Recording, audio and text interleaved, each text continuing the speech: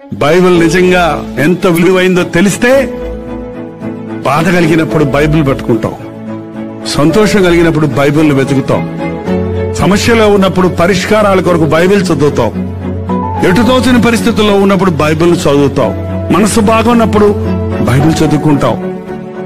పాస్టర్లు వచ్చి కొన్ని రోజులే మీటింగ్లు పెడతారు, ఆదివారం మాత్రమే ఆలయం ఉంటది, లేక ఇంకో 2-3 రోజులు ఉంటది వారంలో. కానీ మీ బైబిల్ మీ కూడా ఉండి రోజు దాన్ని చదవాలి. బైబిల్ అప్పుడప్పుడు తినే బిర్యానీ లాంటిది కాదంట, రోజు తినే అన్నం లాంటిదండి.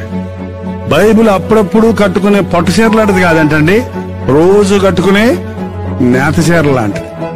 బైబిల్ చదవండి, బైబిల్ చదవండి. బైబిల్ చదివే వాళ్ళకి కానుకిమ్మని అడగాల్సిన అవసరం లేదండి.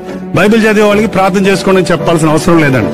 బైబిల్ చదివే వాళ్ళకి మనసాక్షి ప్రకారం నడుచుకోండి అని చెప్పాల్సిన అవసరం లేదండి. బైబిల్ చదివేవాడికి ఇది తెలుసు, ఇది చెయ్యి, అది చెయ్యొద్దు అని చెప్పవలసిన అవసరం లేదు. ఎందుకంటే అన్నీ మన బైబిలే చెబుతోంది.